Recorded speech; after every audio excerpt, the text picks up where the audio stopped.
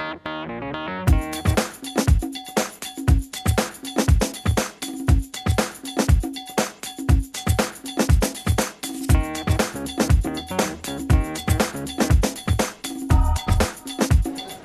my name is Adora Svitak. I'm reporting from the Colorado Convention Center for ISTE 2010, or the International Society for Technology and Education.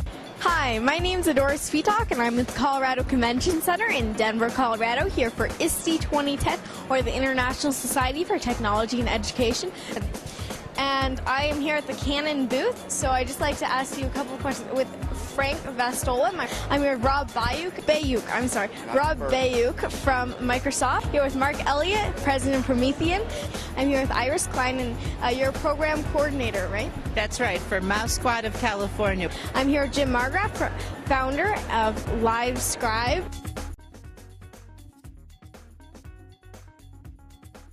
This is an annual meeting of teachers, technology coordinators, and many other educators who have come together to look at exhibits, watch sessions, and overall learn how they can use technology to enhance learning in their classrooms.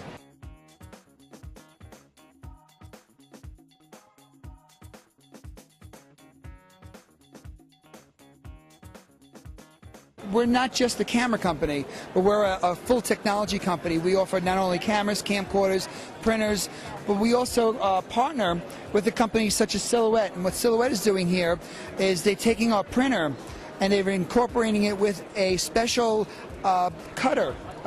And this cutter gives you this three-dimensional forms. So you can do things in the classroom such as architecture or learning lesson plan learning, and you can really have a lot of fun with this. Great, so you guys not only do, let me make sure that I remember your full product line, cameras, camcorders, printers, you've teamed up with the cutters to make the 3D. We make a lot of products. We make security cameras, we make projectors, visualizers, we also make the larger copiers, and we also make the large format printers, so you can do really, really big presentations as far as posters, printing capability. So we're just not a camera company only. We have quite a bit to offer the education market. At ISTE 2010, and the focus has really been on educators. It's been on our free tools for teachers, and it's been on our professional development resources that we have available for teachers. We've demoed some really fun things with our Worldwide Telescope Planetarium and our free Worldwide Telescope.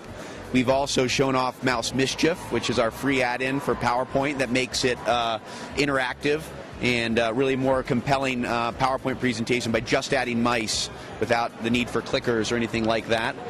And we've really been featuring, again, just empowering the educator to use whatever tool it is on their desktop, whether it's Microsoft Office or Movie Maker or Bing, and use it more effectively. And I think as we've talked before in the past about critical thinking and web literacy, and so we've done a lot of work around that, and we rolled out our second ebook for educators and our curriculum that we co-developed with ISTE faculty, and that went live just before the event.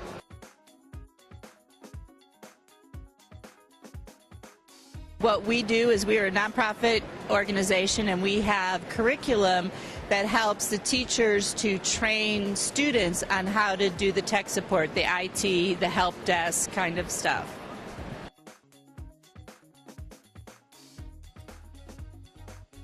So, tell me all about what does the pen do? Hi, thank you. Adora, we've created a new type of computing platform. With a LiveScribe Smart Pen, anything you capture, you write, you hear, you speak, will be able to be accessed and shared forever.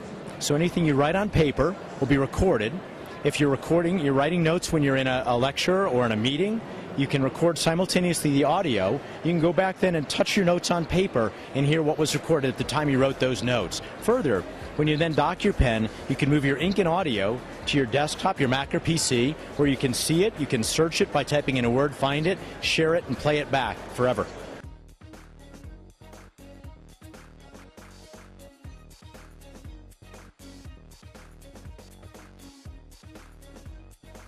Speaking of the education market, so obviously these 3D can be used as manipulatives in the classroom. What are some of the other applications, do you think, of your products in education?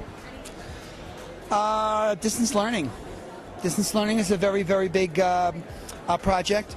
With our security cameras, it also has the ability to do web-based information, so you can do seminars, distance learning, security, so there's quite a bit. It's our job to take the products and give them an idea of what to do with the products. For instance, well, what would you use a digital camera in the classroom for? People, oh, just to take pictures. Yeah, but what do you do with the picture? Well, what some teachers have done is they'll take a picture, or they'll give actually the camera to several of the students. They'll go out and they'll take a bunch of pictures. And one of them was, there was this university that gave their students cameras, and students went out and they took pictures of the outside of the school, and what they found was along one end of the school was all the papers and garbage lined up on one end of the school. So when they took the pictures, they basically took the picture, put it in the paper, and it got some response because nobody was doing anything about it. So it actually promoted community service. They got the place cleaned up. Another thing that you can do is you can take pictures and come back to the classroom, print them out, and take that picture and hand to another student. And then that student has to write a paper on what they see. So it gives them something to do for English, learning, composition, thinking, lots of things that they can do just in camera. Video, you've got plays, you've got debates that you can use the cameras for, printing all kinds of great things. So again, it's endless. I'm not a teacher. I can only think of a few things right off the top of my head, but there's a lot you can do with this stuff.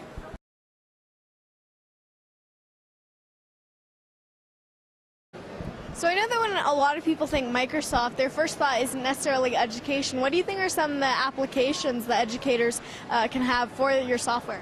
Yeah, I mean, I think one of the things we have seen students and teachers really want to do a lot with is audio and video, and that's, I think, one of the most compelling uses of Microsoft technology, because we make some tools that are really accessible to students. They're familiar, like Windows Live Movie Maker or Auto Collage, and one of the themes I've worked on over the course of the year is digital storytelling, and that idea of bringing in audio and video. And we produced our first ebook was on digital storytelling, and that's, I think, one great tool that's very accessible. They're free tools, and kids with the phones and their video cameras can easily bring in lots of different pieces.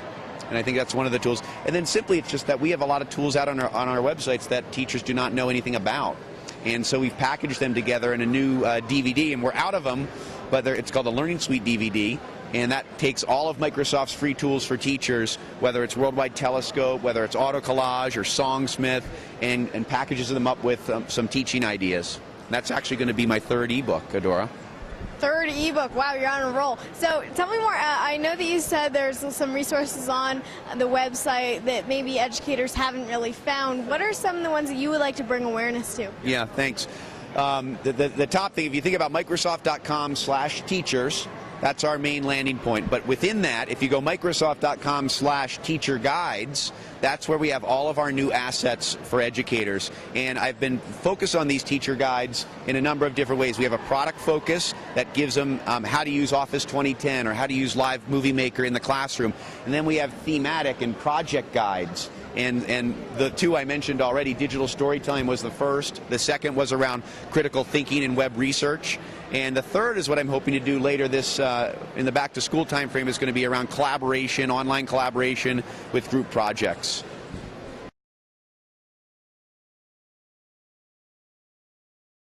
Speaking of learning, what do you see as some of the practical applications of the pen in the classroom? Well, what happens, two ways to look at this. One is from the teacher's perspective, and the other is the students. Teachers right now are finding a way to use this, and it's a technique we call pen casting. So a teacher can sit with their paper, either in their home or in the classroom, and they can sketch out, for instance, a quadratic equation, say ax squared plus bx plus c equals 0. And what they'll do is they'll touch record, begin recording, and explain. They'll say, to solve this, what you do is create a binomial of the form ax plus b times cx plus d, and you have to set this equal to 0. So they'll process, they'll explain it, and at the end of it, it continues recording. So when they stop, first of all, they can go back, and I'll plug in an external speaker since it's loud here. But if I touch this right now, So it plays back the audio from any point exactly when I touch it, okay? And I can hear that. Now what the teacher will do is the teacher will dock this and move this ink and audio description to their desktop and then move it to our web.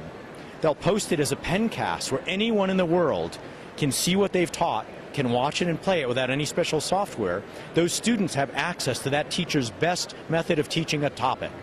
So that's a teacher's view. They pencast. The student, on the other hand, can sit in the classroom when they're taking notes, watching and listening to the teacher. They're capturing their notes in audio. They can go back and listen to what that teacher said over and over again. So by allowing a teacher to create a pencast or a student to capture the teacher's words or audio directly for themselves and touch their own notes, we have the benefit of a teacher in your pocket for the student, and the student has an ability to reach out and support students. A teacher can support the student's needs.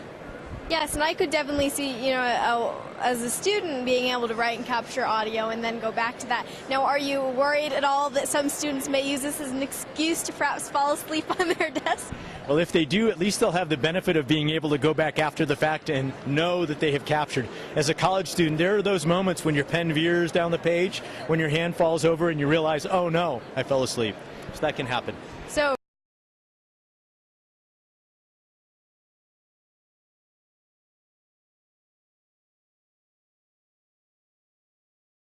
and I just wanted to ask you a few questions about your experiences here at ISTE. So tell me, how has it changed since the first time you came here with Promethean and now?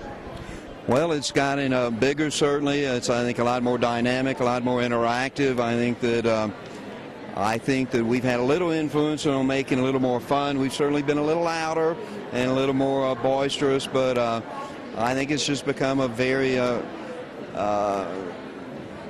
wonderful forum for us to reach a whole lot of people that are coming in open-minded and looking, and it's been very, very germane to our development and growth as an organization. So I love ISTE. Wonderful.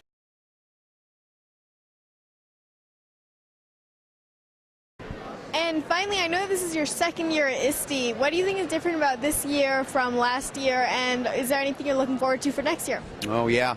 Well, I think this year we really tried to focus on teacher tools much more, I believe, effectively, and really making it a fun event. I mean, we had some fun things going on in the booth, and moreover, we just, when I organized the booth, I organized it in 3 ways: around engage, to ways to engage students in the classroom, around create, how do we create tools, whether it's with the Mouse Mischief PowerPoint or with Expressions Web or Kodu, and then also around collaborate, which is what everyone's doing, whether it's Live at EDU and the free tools we make available to collaborate within the school, or it's through OneNote or our web applications, which just released.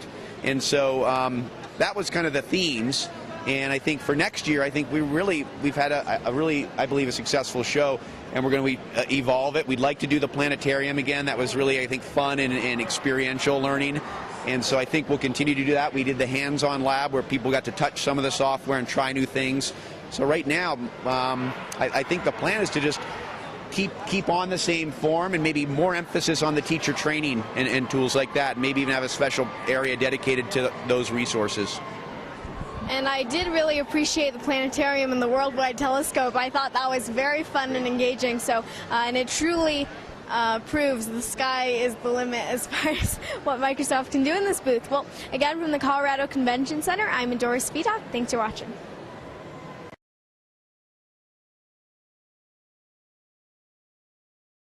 And is this your first year at ISTE? No, I've been coming to ISTE when it used to be called NEC, and I've been here almost every year for a long time. But this has been a really great conference. And what is one thing that you've learned over the course of this conference that you'd like to share? Oh my goodness, one thing that I learned. I think it's just all the networking with everybody and seeing what everybody's doing, and just the sharing of ideas that's what's the most powerful thing about coming to the conference. And are there any ways that you've seen that ISTE, or as it used to be called NEC, how has it changed over the years from when you first started coming here to now? Well, I've grown a lot, so because of ISTE conferences, NEC conferences, I've gotten a lot of tools and ideas, and so I've grown. And so now I'm able to give back a little bit more into what I see, and I think that for first-timers, it's great. You know, there's so much, and then as you get more experienced, you can hone in on those networking relationships with people and get even more from it.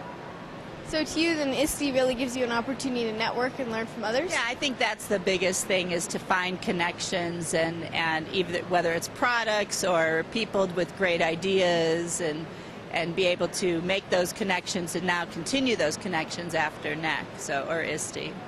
Well, thank you so very much for talking with me.